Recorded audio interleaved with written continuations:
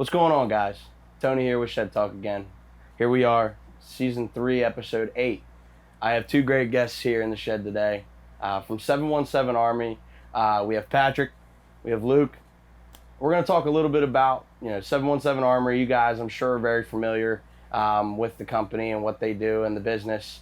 A little bit about the Second Amendment. I know that's a big topic, something that's been, debated a lot recently. And a little bit about, the final shed thought this week, which I'll dive into later. But as I always start off with, thank you to my sponsors here with Jokes LLC down in Philadelphia, as well as Ace Distributing. I'm actually having a very casual Miller Lite today. I had a rough day yesterday, so I don't know if I was able to have anything else. So this is nice and simple. But anywho, we'll kick into it now. So we have Pat here. He is the owner and running the business. So Tell us a little bit about 717 Armory and how everything got started. It was a super simple concept for me. I spent a lot of time in the Marine Corps, infantry, Iraq, Afghanistan, came home, was private security contractor. There's nowhere for people just to have a safe, clean, professional, responsible place to go shoot. So, I was throughout a rotation on my way back and was getting ready to hang it up going overseas, and so here we are. Okay. So it's pretty simple. I actually got pretty drunk one night down at the wharf on Dairy Street and drew it all on a napkin, the million stories cliche that you hear.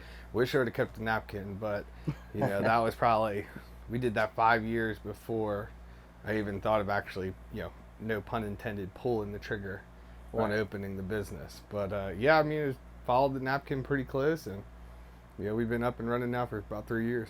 Nice. Yeah, I know you guys. Now, did you know that you were going to buy that property? The wharf's right down the street. Yeah. No, the Star Skating Rink was a no-brainer for me. Structurally, there was no poles or interference, obviously, because it was a roller skating rink. And then from a marketing aspect, anybody that grew up in central Pennsylvania that's over the age of 25 is familiar with the Star Roller Skating Rink. Right. So from a marketing standpoint, it was very simple to be like, oh, the old Star Roller Skating Rink? Yeah, that's where the Armory's at. Yeah, it's a good spot, good location. It's centralized. You have every option to get in there, and everybody knows the Star. Believe me, I spent a lot of years over the time going there. Yeah, I'm pretty sure I smoked my first cigarette there. I was 12 years old. Yeah, that's usually what happens. Everybody, you drop the kids off, you're all roll. Yeah, bad things can happen. Yeah. Whatever. Not maybe that bad, but yeah. So tell us a little bit about 717 Armory. What does it have to offer? People may not exactly know, so tell us a little bit about the business itself. Yeah, we're basically a full blown, anything to do with the shooting sports industry minus shooting clay targets. So we have indoor ranges. We have a 25-yard range open to the public. That means you just can show up any point in time of business hours, fill out a quick liability waiver, come on in, shoot your own guns. If you don't have a gun, we have a rental counter, so it's like test driving a car, kind of. So a lot of people that are in the market for a new gun but don't know what they want, they'll come, they'll rent it, shoot it. I like this, I don't like that, compare it to another gun. It just helps people make a decision before you buy a gun and then you take it out to shoot it for the first time and you're like, oh man, this thing's a piece of shit. So, then we have a 50-yard line, which is for our members, so we're like a semi-private club. That's a little bit more exclusive and 50 yards. So we buy guns from people, we sell new guns, we sell used guns. We have an archery section. So we got an indoor archery range there as well. So for all the bow hunters around here, I'm a big bow hunter. Yeah. And so, I couldn't own a gun shop without a bow shop. Well, yeah. So, naturally, we put that in. We have a giant classroom there. A lot of things take place in that classroom, from seminars from U.S. Law Shield. They're basically like the AAA for a gun owner. Yep. They come. They're a legal entity. They provide coverage for any member. If you're ever to use a gun or get involved in an issue involving a gun, something like that, you can get legal representation. But they do these very informative seminars. Plus, in all our classes, so we do private lessons, which are one-on-one, or if it's you and a couple friends, we'll do a private group lesson. We do our group classes. Our biggest one is our handgun 101 for ladies. It's a ladies-only course. Super popular, always crowded. Normally sells out when we post it. And firearms mainly are more of a male dictated thing. So a lot of women tend to be, one, scared of the gun, and then two, scared to like take a class with a bunch of dudes in it. So, I really focus on making sure that women feel comfortable coming to the shop, and we spend time with women to make sure that they're doing everything correctly and safely. And not only just the financial return from it, but like, the overall relationships that we build and form with these ladies, is second to none. We have, a bunch of ladies that come for private lessons frequently, stuff like that. So, we do a lot of stuff in the classroom. Then we have a members lounge where our members can come hang out. When they're not shooting in the range, bring friends, whatever. We also rent that out for parties, so like bachelor parties, bachelorette parties, birthday parties, corporate outings. We rent it all out. So we have all that, and then we have 2 in-house gunsmiths. So we do a full line of customization through, your simple Cerakote jobs, which is like powder coat almost, for layman's terms. But, we spray a lot of guns. We custom build high-end precision rifles. And then, do your daily maintenance, fixes, repairs on customers' guns, stuff like that. So try to cover everything there. Yeah, it's a lot to offer, and I feel like a lot of people don't even know necessarily everything you have to offer, so that's always good. Yeah. I didn't even know about the women's classes. I mean, that's awesome that they're very popular. Oh, yeah. We teach kids. We do it all. So, like, we had, a couple, like, 10-year-olds in there the other day and going hunting for the first time this year. So, gave them a safety course, went in the range with them, helped them sight the rifle in, the whole 9 yards. So, we really take time and attention to detail, when it comes to especially kids and first-time shooters, stuff like that. So that's where we separate ourselves from the herd. Nice. What's going on, guys? Tony here with Shed Talk. As always, repping our brand, but also our great sponsor. To tell you a little bit about it, Jokes on Us. They're a clothing brand under the Jokes LLC creative company. Their mission is to inspire and instill confidence in those who have been laughed at, misunderstood, and overlooked by the hands of normality through fashion, art, and music. The goal is to inspire people to feel cool enough to spread positivity and speak on important issues. So this season, Jokes on Us is hooking us up, as well as hooking you up, the listener, to the exclusive Shed Talk Season 3 soccer kit. Represent and support your favorite podcast in style. Jerseys come in the vintage black and also the offset white, and features our Shed Talk logo right here on the front, Shed Talk down the sleeve, and Jokes on Us on the front, as well as number 3 on the back for the great Season 3 that we have already started. You get your last name on the back. It's custom made to each order. Check us out on their website at jokesontheworld.com/shedtalk for you to get yours now. Link is under the description below. Make sure that you use the exclusive discount at checkout for all Shed Talk listeners. Jokes on Shed Talk for 5% off on each select item. We like you, we love you, and we'll see you here soon. Yeah, obviously, weapons, they're very important to know how to use them. What are the significance of these training courses for maybe somebody that is an expert all the way down to somebody that's never touched it before? Knowledge is power no matter what field you're in. The more you know, the more confident you are, the more reliable you are with whatever you're trying to do. So guys that come in, law enforcement guys, stuff like that, they already are a step ahead of your novice. But, we teach them ways that I do things, ways that he does things. Allow the end user then to really make up their own mind as to what works best for them. Teach them something new. Because in the gun world, and especially when you get into very technical stuff, the old saying is there's 1,000 ways to skin a cat. But just showing a new way or providing new light on something that they already kind of knew, that's where you really see people start to pick up what we're putting down. The novices, it's like dropping a dry sponge in a sink. Right.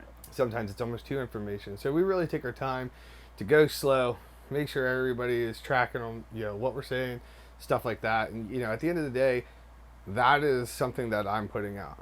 Whether it's me personally in the class instructing or like Luke, one of my guys instructing, we make sure that we dot all our I's and cross all our T's, and double check and triple check it. Because, if I put out a half-ass service, that's what people are going to think, and that's what people are going to expect. Well, that's not us. We make sure that we go, above and beyond to make sure that people really get what they pay for and come down and walk away with a great experience. Yeah, and I think that's the most important part is the customer experience. Obviously, you want to have a good relationship with every person that walks in your door. You're Most dealing of with them. it. Yeah, most of them, Most right? of You're gonna them. deal with some You assholes always here got and the there, but 1%. You yeah, always there's got the anywhere 1%. you have that Yeah. 1%. But it's cool that you guys are big on the relationship and the experience of something that is a passion of yours. And Yep. obviously, this place is growing and doing a lot of cool things. So, yeah, I mean, it's so important. For you, Luke, what's your involvement with everything? So I'm a sales associate there. I've been there since pretty much day one, building the ranges. Um, I'm a senior at Lyco right now, so I've been doing every other weekend, coming home working. Basically there 40 hours a week. So Hey, um, it's a good grind for you, and yes, it obviously through is. school and Yes, learning it about. is. I mean, I know you guys are related, so obviously it's helping the family and Yep. helping out, getting everything Yep. set up. It's good that you kept your roots and kept going with it. So Yep. it's very important. So what are some of the struggles maybe that you've faced with whether it be clientele, opening the place up, keeping it open during COVID? Like, what kind of struggles have you faced? Finding ammo. Yeah, that is Number one since March 17th of last year is finding ammo. No, I mean, last year, you know, this is my whole life. I don't got anything else. Like, I put everything I got into it. And, when they came out, and I'll never forget it because March 13th is my birthday, and that was a Friday. So, me and all the guys from work and everything, we went to the wharf, had some birthday drinks, stuff like that. Monday show up for work. This COVID thing is like now becoming spotlight. No one knew it was going to happen. At 2 o'clock, our illustrious governor came out and said, we're shutting everything down except for major box stores. And I was like, fuck. I mean, like, for real. Like, I lost everything. I had to file bankruptcy. I'd been out of business. That night I'll never forget. I was sitting in my office and I started crying, and I was like, "What am I going to do? I don't know what I'm going to do." And he said, midnight everything closes. So, around 6 o'clock, I called the guys that were working on the floor, and I mean we were slammed already. Like people were getting wound up, and they were really buying into the fear mongering, and in day one, okay, like this thing could be real serious. Like, okay, let's buy into it. So I made the call. I said, fuck it, we're gonna stay up until midnight. At 11:50, our entire range was full of people. Wow. We had 100 people in the store waiting for background checks, and we were turning people away. I mean, they were pulling in at 12:30, 1 o'clock. We were still trying to clean up, banging on the door. Yeah, it was crazy. It was like something you'd never seen before, and so that was like really trying time. And the way that it works legally is like I only have so long, like once I submit a background check for like you to come claim the firearm. And so like I was like, well, I can't not open.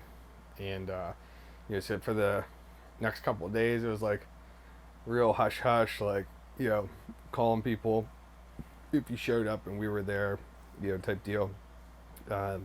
Started really getting into it, and like I just became like super pissed at like the whole thing. Yeah. And I was just like, you know what? Like, I really appreciate like the government looking out for me and being like, oh my God, worst thing since the bubonic plague. Like, everybody's gonna die. Like, cool, got that. Like, what do I need to do? Like, And when they started saying, well, you can't do this and you can't do that, but like I could go into Walmart with 1 million people, but like, 717 Armory or the Wharf or JoJo's Pizza or whoever, like, oh no, you guys can't be open. Right. Like, and so I just got pissed, and I was like, you know what? Like, what's the worst they're gonna do? So we didn't close. We never made people wear masks. Never made any of the employees wear masks. We had 2 confirmed COVID cases, 3 in the whole shop the whole time. One was my gunsmith. Fortunately, he went out of town with a bunch of buddies to his hunting camp for hunting season. He got sick. He called, said, yo, I'm not coming in. Cool, got it. There was the other gunsmith. His dad got it. He's living at home taking care of his dad. So, like, he's like, hey, I'm not coming in. And then I ended up getting it. Oh, wow. Okay. And so, like, a staff of 20 dudes, like, 3 of us got it, And so, like, and we seen, what? Over 100,000 people last year, easy. Yeah, and I would say the overwhelming majority of them, it was weird. It was like you walked into this world that didn't exist anymore. So like people would come in like gloves and masks and shit like that, and then look at all of us standing around. Like, yo, what's up? Like, welcome to the Armory, and they'd be like, like, hey man, you're an American. Like, you make that call. Like, if you feel sick or you've been around someone that's sick, please be responsible and mask up. If you're not, like, cool, bro, take your mask Do off. what you Like, need. Yeah, do what you feel comfortable doing. Yeah, Right. and so like, I mean, for the overwhelming majority, like, a lot of people are like, oh my god, yes, like, this is so nice. I mean, then you had your people that'd walk in and be like, no one's wearing a mask. You're like, nope. And they'd be like, did you not listen to the governor? I'm like, sure did. Can I help you with something? And they're like, and I'm like, there's the front door. By all means, you're entitled to walk right back out of it. Like, those aren't the people that I want to deal with. Right. Yeah, and it sounds like I'm an asshole or whatever, but like, at the end of the day, like, if you are that wound up about something, maybe buying a gun is not the right decision. So like, for me, like, as a business owner that sells firearms, like, I was like, it kind of weeded some of the people out and weeded some of the stuff out. And I mean, we've seen it all. Like, we had dudes coming in with like trash bags and shit, like on their feet and stuff. Oh and I'm my like, God. what the hell is wrong with How's these that people? going to prevent COVID? Yeah, and I mean, like, dude, it was just crazy. And like, it's like a perfect storm. You'll never see it again. You have like a political race that is like the biggest political race ever. Yeah. One side's trying to do everything in their power, to unroot, a duly elected president. Then you throw in this COVID nonsense and like wrap everybody up, and then like you want to spark up a couple of race riots across the country. Right. And then defund the police all in the same like 8 months. So like, I mean, it wild. It was 2020. They will say. it went by in a blink of an eye. Like, it was probably one of the and I mean, I spent a lot of time in Iraq and Afghanistan where days tend to like click off real fast. Right. But like, I woke up one day and it was like New Year's Eve, and I was like, yo, what just happened? Right. And so yeah, last year, like, I always kind of joke about, well, if I can get through COVID, I can pretty much get through anything, type deal. And the guys, they handled it great. We had some dudes, one of our guys had a new kid. He's like, yo, listen, like, take a couple days, whatever, like, whatever you want to do, man. Like, that's your right as an American citizen to make your own decision. Like, I'm not going to change what we're doing entirely, but, like, just know that, like, if you want to wear a mask, wear a mask, bro. Yeah. And I think that's how it should be. I think, like, that's what makes America such a great country, is, like, we can do whatever the hell we want. We don't need people controlling and dictating us to do it. They already do it enough with everything else that they got their hands in their pockets. Yeah, let's not add more to the list. Right. No, I 100% agree with you. And, that's the whole concept of, I kind of want to bring back the small business versus the big corporates that got to stay open and do it. That stuff was unbelievable. Like, I've had so many small businesses come in here. You mentioned JoJo's. Yeah. I had Vito in here in the chair at one point, who owns the one in Hummelstown, and Yeah. I have many family friends that have small businesses around here, and it's Everybody's like getting crushed. yeah, and Walmart can stay open, Yeah. Target can stay open. Oh, and I mean, like, it really hurts now what they're doing, because, like, they spent all this money to pay people to stay home, and now people are coming accustomed to it and shit like that. I mean, you drive down any given street, you're gonna see somebody, a Sheetz, a McDonald's, whatever, $20 an hour to start, like $20 an hour to like make French fries. Right. Like, I can't compete with that. Oh yeah, it's Like, tough. you know what I'm saying? Like, I need people that can think. I need people that can, talk, establish relationships, can follow orders, simple instructions. You fuck something up in a gun world, like, there's deadly consequences that come along with Very. it. You, like, make someone a cheeseburger when they wanted a hamburger, they're just going to bitch in their car and eat the cheeseburger anyway. You know what I'm saying? So, like, nowadays, it's just so hard to find anybody to come work for us. And, like, we just put out an ad today that we're hiring. Yes, if you're looking for work, come down, check us out. Great company to go work for.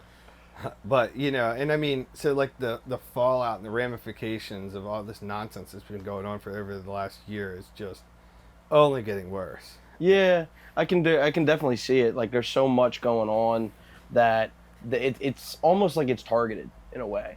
They're really targeting the small businesses, no matter what industry they're in, and they're all hurting. Well, I mean, like, if you look at, like, a socialist playbook, like, that's what they do. Yeah. Control the media, control the way people think, and get rid of all the free-minded people, i.e. small businesses, because box stores and big companies like that, they want us all to go away. Right. Of course You know, they do. if I do $10 million in sales a year and I go away, Bass Pro now can do an additional $10 million. Right. You know, so like, and those corporate conglomerates that are that big and stuff like that, like, they're all about whatever the government gives them, because it gives them leeway to do whatever they want, because they have to pay the taxes. They have to, they get the higher corporate taxes increases, stuff like that, but they pay to play. But they're $1 billion company. Like, I'm not. Right. You know, and that's where, like, small businesses, man, we just get the short end of the stick. And, like, restaurants, like, I'm a huge foodie, love going out to eat, love supporting local restaurants. Try to stay out of the chain restaurants, stuff like that. Yeah, and they're dying. Yeah, it's very unfortunate. Yeah, and it's not because, like, they're not open now or whatever, but, like, me and my girlfriend, we went out the other night, walked in, we're like, just two of us. They're like, okay, 45 minutes. And I looked around, there was, like, 12 open tables, and I was like, all these are reserved? And they're like, no, you can go sit there, but, like, a server won't be available for at least 40 minutes. And, like, I mean, it's no different than I am. Like, these dudes pump their whole life and every dollar they got into these restaurants and stuff, trying to produce stuff to their customers and shit like that. And now you can't even find anybody to come work. And, like, it's just terrible what's going on. And, hopefully something happens here and, it's not a slow change, but, like, hopefully a knee-jerk reaction. Okay, like, hey, all this money that we're giving you to stay home is now gone. Get your ass back to work. Right. And, like, let's be reasonable with wages. Let's be reasonable with expectations, because, we go back to COVID and us not wearing masks. It was so weird. You'd leave the Armory and, like, we were pre-COVID. Yeah. Like, normal. Like, world. Yeah. I get in my truck and I have to go to Sheetz to, get gas or get a, drink or something.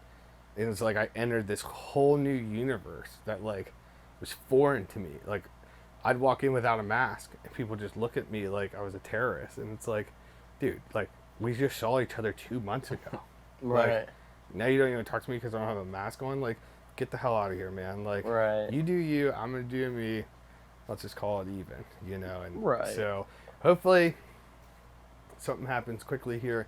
We can kind of get the workforce built back up and, get some of these prices that are just through the roof down right now. Yeah, a lot of things have been through the roof. I mean, the spike in, for example, lumber. That's another big killer. Because I'm trying to build a pole barn. I'm literally trying to build a pole barn myself. Yeah, like it's not even worth doing it right now. No. All these big industries are killing it. Yeah. And we can't get the simple things. Yep. Like a pole barn shouldn't cost as much as it does right now. Oh yeah, I got a quote before COVID, and we were at like $13 a square foot. I got a quote 2 months ago. We're at $27 a square foot. God. for apples to apples.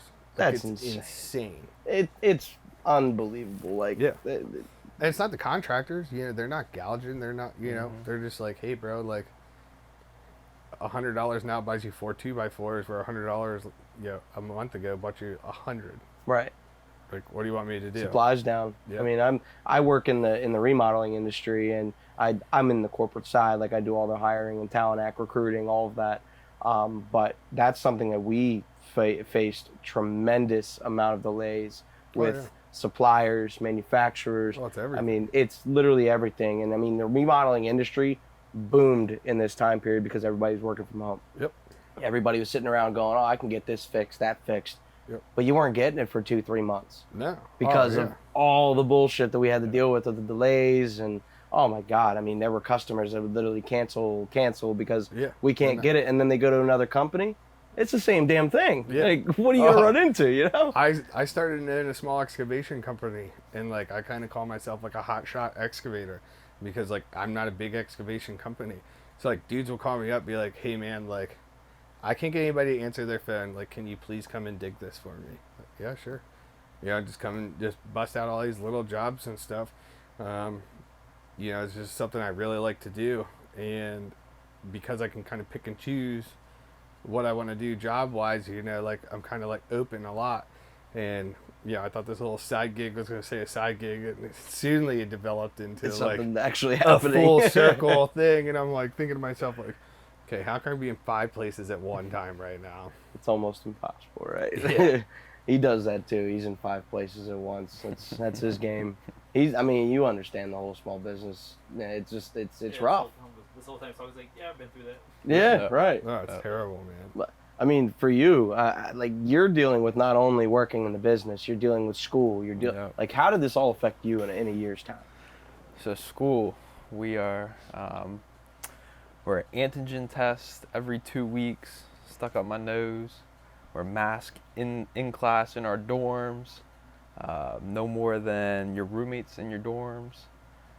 Temperature screenings every day. Got put on like an academic probation because I wasn't really doing any of that stuff. So got in trouble there. Oh well. But I mean, they probably like 90 cases at college.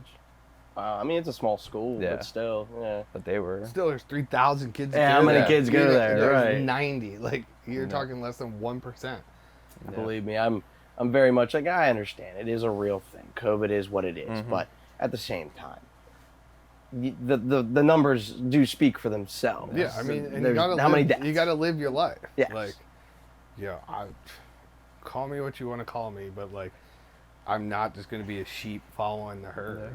you And know? I totally understand that, because I understand we have to follow rules, we have to follow regulation, we have to do those minimal things. But at the same time, your business was totally affected by even the minimal rules and Oh, yeah. regulations. So you have to do what's best for you, putting all the money in. Yeah, I Like, mean, if that's someone your was life. gonna pay my bank and like pay all my vendors, like, sure, I probably would have closed the door and been like, Right. well, You I gotta collect do it. unemployment like Right. everybody else. Like, I don't know what I'm gonna do, but no one's willing to do that, And And I think a lot of places adapted in that way. Obviously, you're dealing with different customers than maybe a pizza shop, but at the same time, maybe you're not. These are the same people, Yeah. and they have to adapt. They have to stay open somehow, right? Yep. So you find ways. You follow what you need to, and get it done. So yeah. Now, one thing that I wanted to inquire on is learn, shoot, and repeat. Yep. What does that mean? So, learn, shoot, repeat at its face is exactly that. Okay. Learn what you need to know about the gun, shoot the gun, repeat the process. Period. It took me several months to come up with what my motto was going to be, and we were kicking around all kinds of ideas, and I just kind of like woke up one day. I don't even remember who I said it to, and I was like, "Oh, just learn, shoot, repeat," and like everybody kind of like stopped, and we all like looked at each other, and I was like, "Yep, that's it. That's the one. Yeah, that's the one." And it's more than just your gun, your firearm. It's anything in life. Like I said, I own an excavation company. Constantly learning, learning new equipment, learning new ways to do things, stuff like that. The shoot portion, I go out there and I dig. Okay, well, hey, I did this. Oh, well, I could have did it this way. Let the cycle repeat itself. So it's kind of like not only just like your gun motto, but like it should be like a life motto. And I try to pursue that every day with learning more about my industry, learning more about my employees, learning more about, politics and like how to predict and try to, take educated guesses on what's about to happen. But you can't do that unless you learn about it. Right. Knowledge is power. So like, the more time you spend doing anything, I think the more proficient and the better you become. As long as when you do that, the shoot portion of it, as long as you're doing that effectively and efficiently, that's how you learn from it. You always hear the joke about the guy that goes to the driving range and he shoots 100 in golf every time, and he goes to the driving range and all he does is hit 100 golf balls with his driver. And he wonders why he never gets better. Well, yeah, you're learning that you just continue to suck with your driver, but like you keep repeating it, but like, it's the actual application of what you're trying to accomplish that you need to work on. And that's where you see the biggest gains made in the shooting sport industry. You take some dude off a SEAL team versus your everyday Joe, like that SEAL team dude, like he shoots like 500,000 rounds a year, Right. but he shoots effectively and efficiently, and he's hard on himself to say like, oh damn, I threw that round because my breathing was off, or oh man, I did this because of that. And like the self-diagnosis portion of any activity that you do is often the hardest one, because people tend to just be lazy and make excuses. Because it's a lot easier to be like, oh well, your scope was off, or your scope wasn't off, bro. You just hit the target 4 times, and you threw around. Like, Right.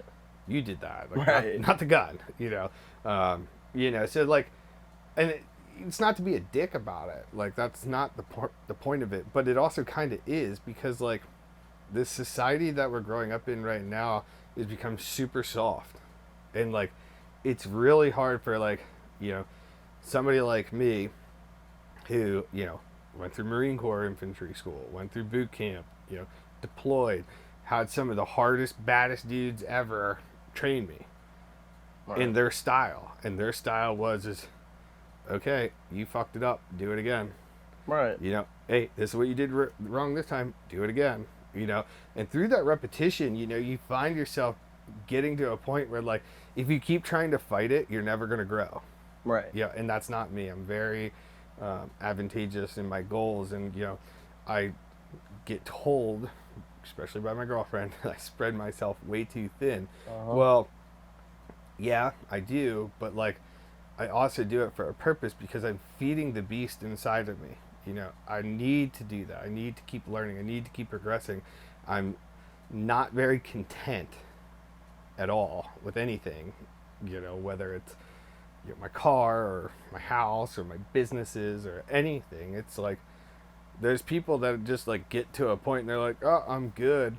Like I look at them and I'm just like, how are you good? Right. Like how does that work? Like, Yeah. And some people are like, well, I don't have time, or blah, blah, blah, blah. Like, there's 24 hours in a day. Like you can make it work. I follow a dude that you guys probably listen to. His name's Jocko Willick. Yeah. Jocko every morning posts a picture of his watch at 4:32 in the morning when he wakes up. Yep. Every morning. Doesn't matter. Oh yeah. He's up. And, I've read a lot of his books and stuff like that. And, he really inspired me to be like, okay, like, you're super fat, you're super soft. Get your ass up, go to the gym. Yep. And just that one little thing that I started doing. I try for 5 days a week. I try to maintain at least 3 days a week in the gym. All the positive side effects of, working out, you get all that. But like for me, it's not the getting up and going to the gym. It's getting up at 4:30 in the morning To go. Right. Knowing that like I got a list of shit I got to do today. I got to go to my job. I got to take care of my dogs. I got to spend time with my girlfriend. I got to get this truck to there and da-da-da and da-da-da. Like, yeah, I got a lot of stuff. But when you wake up at 4:30 in the morning and you drag your ass to the car and you go to the gym, when I come back out at 6 o'clock, 6:30, whatever time I get out, like I have several accomplishments already checked in. Yep. Before half the world even wakes up. Yeah. So like, that's one of the biggest things that I think that like, when you tie it all together about the learn, shoot, repeat, like that's one thing I learned about myself. When the alarm goes off, don't hit snooze. Simple. Yeah. It's super simple. And then, every morning, it's my chance to shoot, and it's, it's just got to repeat it. And, when you break it down like that and you look at it like that and you just say, what can I do today that makes me better than the day before? Life becomes very black and white, very simple. Yeah. It's one of the things I try to do. It's one of the things, my guys, I am probably the least micromanaging boss you've ever seen in your entire life. One, I don't have time for it. And two, I think people that micromanage aren't good leaders. Yeah, I agree with you 110%. That's just me personally. And so, like, sometimes I give these guys a task or an idea or something, and, my famous line is just don't fuck it up. Yeah. And they just look at me. They're like, what do you mean? Like, I need you to do this. Right. And they're like, well, how do you want me to do it? I'm like, well, then I wouldn't have you do it. Right. I would do it. But just figure it out. Just don't fuck it up. Right. Put forth the effort. Take pride in your work. That's huge. I made something the other day on social media, just a little shout out about self-pride. Like, it's like non-existent anymore. Right. Some dude, posts something of like, whatever, and he gets trash talked all across social media. So like, you know, like a lot of people, and you know, especially in the past week, with everything that happened in the Olympics. Oh yeah. Like, dude, come on, like, cut some people some slack. Like, you're not there. You're not the greatest there ever was. You know, she made a choice. She absolutely made a choice. She made a choice.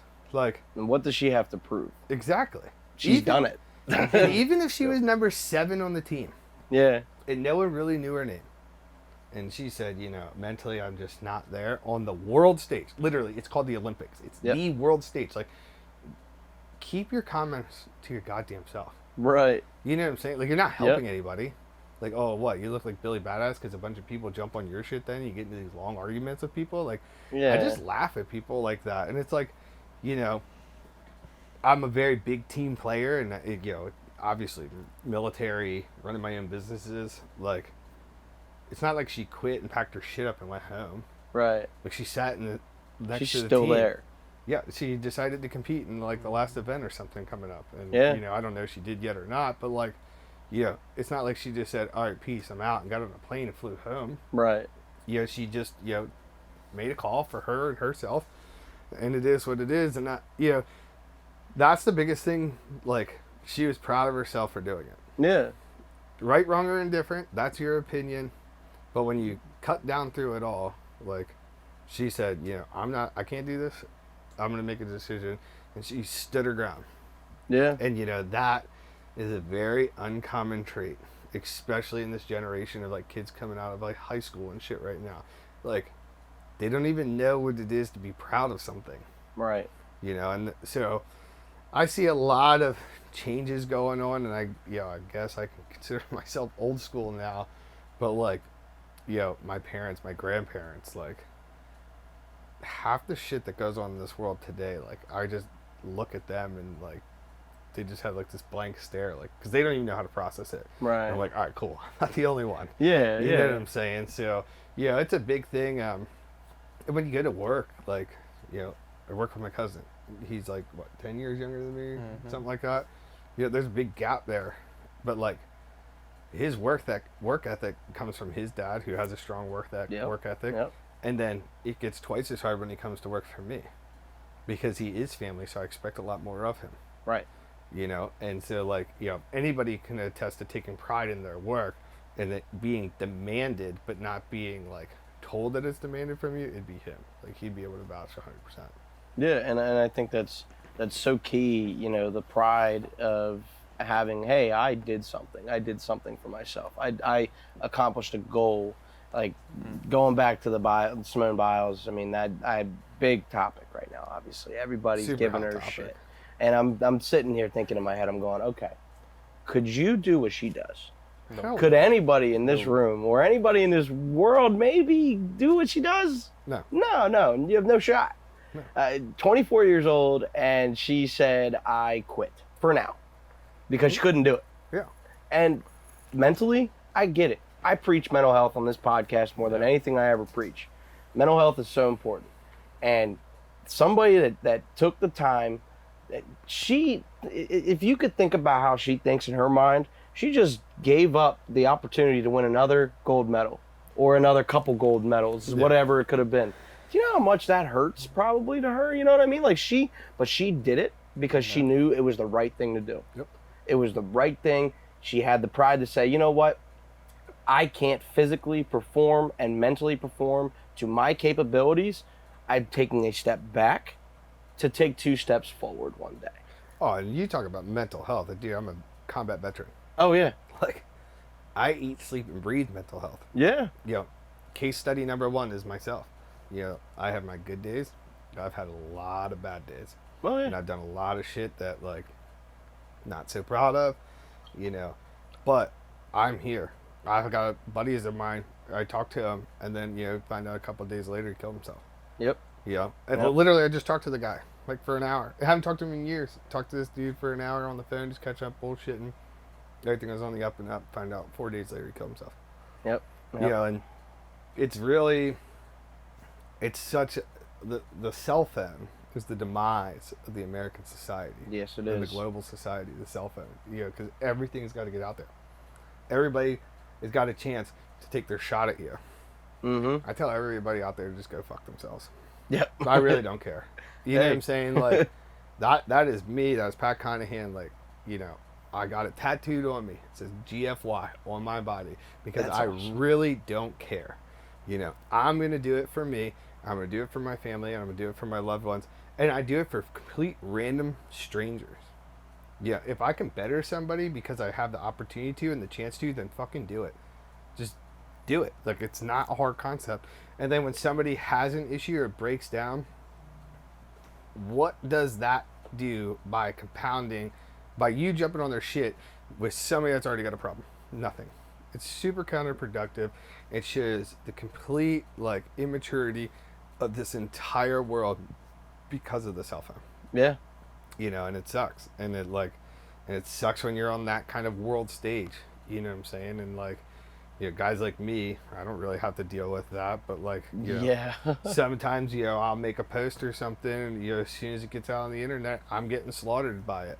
Well, guess what, dude? I really don't care about you and your opinion. Right. You know what I'm saying? Like, I'm stating my opinion. Like, cool, that's your opinion. Cool, not getting a fight about it out of me. Right. Like, and I just think that, like, people nowadays, like, they text something, they type something, they Snapchat something, they Twitter something, or whatever they call that. Tweet. Like, and they put it out there, and, like, to me, a pen is more deadly than any gun in the armory. Period, hands down. Like, can't dispute it. Yeah. A pen can kill more people, whether you know it or not, than a gun.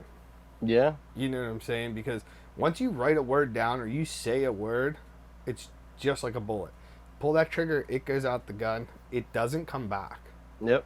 Like, it's out there. Whatever it's going to do, it's going to do until it stops doing it. Yep. And so, like, I think that people should learn a little weapons education and safety when it comes to their freaking keyboards on their cell phones.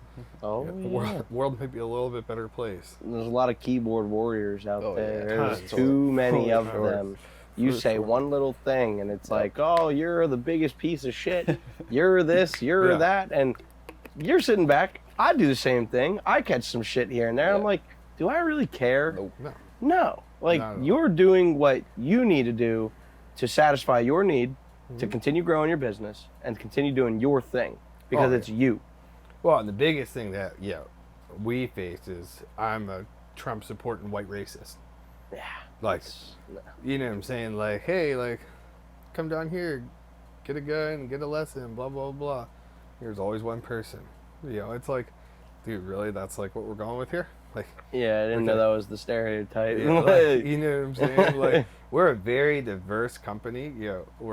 Our clientele is super diverse. We show no preferential treatment unless you show up under the influence of narcotics or alcohol. Right. Then we show a little bit of, Get out. Yeah, Like, yeah. please So, leave. yeah. some little professional courtesy of, hey, try again another day. Yeah. But, it's like, I don't see color. Like, if you're an asshole, you're an asshole. Like, I don't Yep. really care. Like, I'm an asshole. I know I'm an asshole. Like, it's not, like, my greatest trait, but I own it. Yeah. I know it. Like, I'll probably catch shit for this. But Yeah. you know what? Like, you're asking me my opinion. You're asking me what I think, what goes through my mind and my heart and in my business. Like, this is what it is. Like, it's not an easy job. I'm not a millionaire.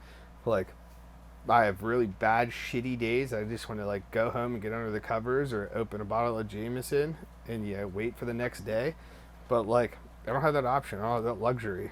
You Right. know, and it only takes one thing on the internet to ruin someone's reputation forever. And, like, that's especially when it comes to the political stuff. I've kind of gotten a little bit more upfront about my personal thoughts and feelings. But, like, I say the wrong thing or do the wrong thing on something like this or my own platform or whatever, my personal platform, boom, there goes my business. Right. That's that's the biggest problem with the media and the phone and, I mean, anything. It's deadly. It really is. One little thing Yep. can fuck up everything. Oh, yeah. It's that simple. Yep. But, like, it's all about, it's okay to express your opinion. It's okay to express your feelings. Don't sit here and say, like, don't let the media allow you to say you can't do what you feel is right or think the way you want to think. Yeah. Like, that's your life. You decide how you want to do it. You're not hurting anybody. Yeah. You're not offending anybody. And if you do, that's on them. That's honestly how I feel.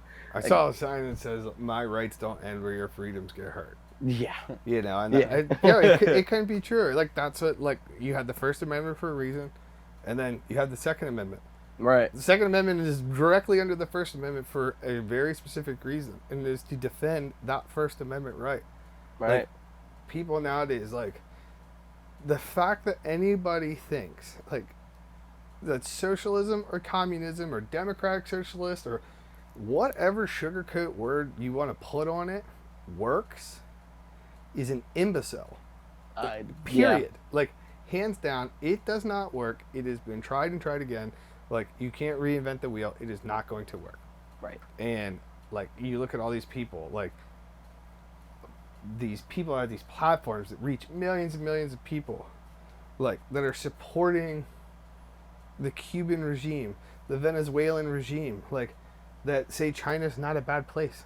Like, are you out of your mind? Right. Like, Yeah. I don't see anybody, like, you turn on any news channel right now, you see thousands of people trying to cross our southern border. You don't see one person trying to cross into Cuba. You don't none. see one person trying to cross into North Korea. None. You know what I'm saying? Like, get out of here. Right. Like, No, my friend's literally deployed in South Korea. I can attest to that one. Yeah. For sure. you know what I'm saying? Like, and people just, they take the First Amendment for granted so bad, and then, when it gets out of whack, and one person says, "You're not taking my guns," whoa, whack job. It's Right. like, well, just a day ago, you were just spouting off of the mouth about how you can say whatever you want on social media because it's your First Amendment right. Well, guess what? If the number 2 goes away, there's no number 1. Right. And the rest of them fall. Yep. So, it's just, it's unfortunate that, like, we're in this world now, this, like, muddied water. But, like, hopefully, like, it's just, someone drops a Brita in this bitch. We get Right. it cleared We need up, a Brita. you know what I'm saying? We do need the Brita cleaner. But on the topic of the Second Amendment, I know that's obviously a big part of your business, the industry itself. Oh, yeah. Now, for the people, I mean, do you know what it reads word for word? I mean, it's just the right to bear arms. Right. Period. Right. Like, So, period. I mean, what is the importance of the Second Amendment? I mean, like, we just touched on it. Like, it's literally written into the Constitution so that the people of the country can protect themselves from not only the government, but they can protect themselves against any enemy, foreign and domestic. Like, and then it's set up so that, like I said, like, when amendments start being superseded, like, your safe place pin in, like, storming Capitol buildings doesn't work. When you look at all these Democrat-run cities that are around the country, and these people took over police precincts and then made these autonomous zones. Like, when the people around those areas had enough of it, they didn't call in free speech people. They didn't call in, women's rights to vote. Like, they called dudes with guns and said, "Please come help." Right. Because people that aren't involved in it are suffering and hurting and needed protection. Right. Why do you think cops have guns? Because cops don't go and, like, deal with good people. Right. They do often, but, like, a time that a firearm needs to come out or whatever, like, it's because there's a bad dude in play. Any school shooting. Look at school shootings. You want to talk about the most atrocious act I can possibly think of is somebody walking into a school and shooting a school. One, you're shooting fucking children. Yeah. Like, right then and there. Like, when they catch you, you should be taken out front of the flagpole and hung. Period. End of story. But, like, they're gun-free zones. They're posted everywhere. After Columbine, like, everyone thought that was a one-off thing, and then it started happening, like, more and more and more, and, like, people said, okay, how do we stop this? How do we prevent this? They put guns in the building. They trained resource officers. They trained security contractors. They spent millions and millions of dollars across the country with these programs to train teachers, to train anybody that was willing to take a gun to the school as the adult, as the person in charge with taking safekeeping of America's youth, and they did it with guns. Because the only way to stop a bad guy with a gun is a good guy with a gun. Right. Period. End of story. Yeah. It's the only way it works. That is literally the only way to Yeah. stop it. I mean, and on that topic, I mean, those good people were instructed how to use the weapon. I mean, how important is that in those kind of settings? Obviously, it stops, or at least prevents more of. Yeah. I mean, it's number one. Right. Like, and yeah, a lot of times, like, when the Vegas shooting happened, guys with guns in the crowd weren't able to go and, like, get the bad guys with the guns. But, like, what you saw and heard stories of, there was the one, he was a former Marine, broke into a car, stole a truck, and took like 30-some people to the hospital. He was a good guy with a gun, but he just didn't have a gun to employ. So what did he do? He still was a good guy, and said, okay, how can I help? What can I do here to make this better, to make sure that people survive the worst day of their life? And he stole a car, and he put people in the bed of the car, and he started shuttling people back and forth to the hospital before the cops and ambulance even showed up. Yeah, same thing. You look at the dude in Texas. I think it was Texas. The guy went in, shot up a church. Come out of the church, the dude's granddaughter was in the yard, told him about, hey, there's gunshots at the church. He ran inside, grabbed his AR, and killed the dude. Good guy with gun defeats bad guy with gun. Period. Because what if that guy would have came across the street and killed his granddaughter? What if that guy would have left the church, went into the local gas station, killed a bunch of, like, you can always what if it to death, but, like, the moral of the story is guns in people's hands that are good people with good intentions, and 99.9% of people in this world, I believe, are good with good intentions, is always going to outweigh that other percent, and it's just learn, shoot, repeat. Yeah, bring it back to a very important point there with, you have to have the good people with the weapon because they were instructed on it. They were taught how to use it. In all reality, and you guys know this, the gun doesn't kill somebody. Nope. The person behind the gun kills somebody. no That's where the whole thing pisses me off. Well, it's no different than the shovel that's hanging up here in the shed. Right. That shovel could go against somebody's head right now, but it's not going to because none of us are going to do it. And more people are killed by bludgeon, which is being struck with an inanimate object, than they are in firearms-related deaths. And that's a proven statistic that's put out for the country to read. But no one cares because who's going to ban shovels? Nobody.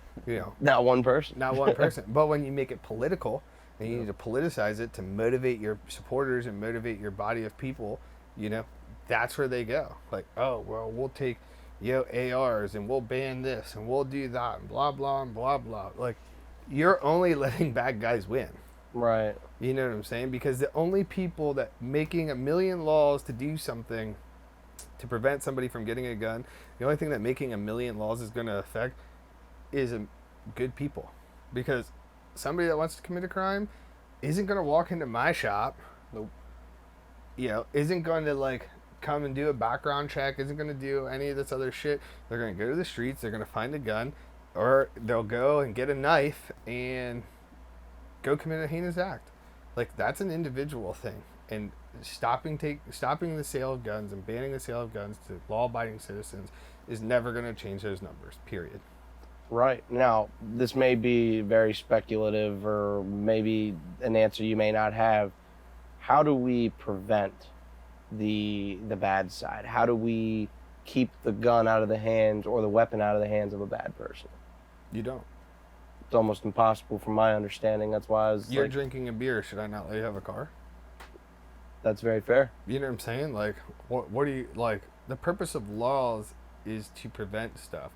But, like, that's preventing drinking and driving. Drinking and driving has shown to be proven fact that if you are drunk and get behind the wheel of a car, you're likely to kill somebody. Right. It is not proven fact of the over probably hundreds of millions of guns sold that those people are going to use them to go out and commit a heinous act. You know what I'm saying? Like, in just Black Friday alone, in this country, we sold more firearms in one day than we could have completely refit and reserviced the entire United States Marine Corps. That's one day of gun sales. Wow. You know what I'm saying? Cool. So, like, think of all those guns. You're talking 250,000 guns. I think Yeah. there's roughly 250,000 Marines. Right. We sold that in one day. That's And yeah. so if you think it's a gun problem, like, you're not paying attention. Right. You're drinking the Kool-Aid. Yeah. You know what I'm saying? So, like, and it comes back to infringing on people's rights. Like, they have the right to bear arms, period.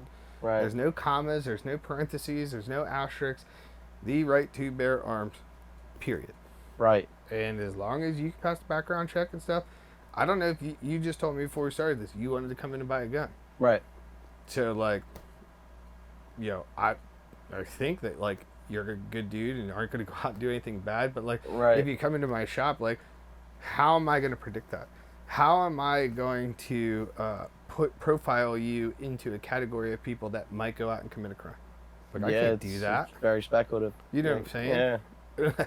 That'd be a lawsuit nightmare just waiting to happen. Right. So, I mean, the best way to stop bad people with guns is good people with guns through proper training and education, and let people go about their business and do their own thing. Yeah. So, Being in other people's business is probably one of the worst things anybody can do. And that's where it all. favorite part of our government is being up in everybody's business. That's the truth. Now, like, what advice do you have for people looking to own a weapon or get info on using weapons? I mean, biggest thing is don't be a felon. Why? Because well, you'd be surprised how many people come down and they're felons, try to buy guns, and we're like, hey man, you can't own a gun. Right. Sorry, Right. And then the law enforcement, like, it just doesn't end there. Like, Pennsylvania State Police, local police, like, they're gonna come ask you questions. You could be in for a rough road ahead. So first of all, don't be a felon. Second of all, go to a licensed FFL shop that can help you. A lot of people. Here's my biggest thing: girl wants a gun, boyfriend, husband's got a gun. He's got a gun that's fit for him. She comes in and says, well, he says I need this. And I always say to them, would you let him go buy you a pair of shoes or underwear? And they just look at me and, well, no, I guess not. Okay, so we're buying something very purposeful for you, very fitting for you, with you in mind. So, like, we're going to go with what fits you, what works for you. Like, what do you want to do with it? Is it for the nightstand? Do you want to carry it? Those are things that we ask questions all the time. Some gun shops you go into and you say, I want the biggest, baddest gun you got, they'll just sell it to you, and out the door you go. Then you're going to come down to us, shoot it one time, and be like, I can't do this. Will you buy it from me? Then we get into an argument over that price, and we continue down the road. But go somewhere that people actually care. Like, go to a gun shop, FFL, with people that are passionate about what they do, experience and knowledge, and they can pass it on to you so that you're not setting yourself up for failure. It's no different than buying a car. You buy a car off of Craigslist, you get what you get. You got what you got. You know what I'm saying? You go to a certified pre-owned store, you're probably getting something a lot better. Yeah. So it just all depends on how you look at it, and budgets are always a big issue. Ammo allocation is always a big issue. You just find what works for you and what's comfortable for you. That's fair. I mean, Stay off of YouTube. Except to watch my podcast. Yeah, except please, tune into that. But like, don't Google how to win a gunfight. Like, don't do that. Yeah, probably not a good idea. But yeah, no, that's a very fair point. And I think in any field, not even just the industry you guys are in, you want to talk to experts. You want to talk to people that literally live, breathe, and do this for a living. That's exactly why I brought you here, to talk about these kind of things. It's very important topics that need to be discussed. A lot of people are all over social media just preaching, and they did not take one little piece of advice or even try to go find advice on the actual topic at hand. They're just preaching. Yep. You go to somebody that actually knows what they're doing. You want to talk to somebody that they literally live and breathe it. They're going to give you the best answer. They're going to give you the best advice. They're going to give you the best solution. So you'll see me in the next few weeks, I promise you that. Come on down. I will be down. So I'll hook you up. thank you very much. But anyways, guys, thank you for stopping in. I thought this was Thanks an for amazing having us, man. conversation, and I appreciate your time. As I always wrap this up with the final shed thought this week, we always talk about mental health. We talked about some specific things when you brought up, choosing to get up at 4:30 in the morning to go to the gym. My final shed thought this week is very relatable. Choose your hard. And the reason I say choose your hard is because life really isn't as hard as you make it out to be. Of course, you have your struggles, you have your highs, you have your lows, but you choose those in the end. You kind of choose how you take your day. We talked about the 24 hours you have. Everybody has 24 hours in a day, hopefully. Take advantage of those hours. Take advantage of what you need to do. Choose your hard. Choose what you want to accomplish. Choose how you want to go about it. And choose your life and make sure that you're chosen first. That's my biggest part of it. And that's how I think choosing your hard is a good topic to wrap up with. So, Couldn't agree more, man. yeah. So, thank you guys. Obviously, you guys know what to do from here. Don't forget to like this podcast. Don't forget to go subscribe to our YouTube channel, Apple Podcasts, Spotify. We're all over the place. But where can they find you guys? So you can find us 7500 Dairy Street, Harrisburg, Pennsylvania, or any of the social media platforms, 717 Armory. We'll pop right up. That's where we get most of our information out the quickest and fastest, and then we have 717armory.com. If you jump on there and you're looking for a gun, our inventory on our website does not reflect the inventory in the store, so if you're looking for something very specific, just shoot us a message on one of the social media platforms or just give us a shout, 717-216-8835. We'll be able to give you a hand. Awesome. Perfect. Well, you guys know where to find us. The podcast, obviously, at Shed Talk Podcast across the board. You'll find me at Tony Shed Talk across the board as well. You'll find our lovely producer, Neil, behind the camera at NeilDM22. But as always, guys, we like you, we love you, and we'll see you next time in the shed.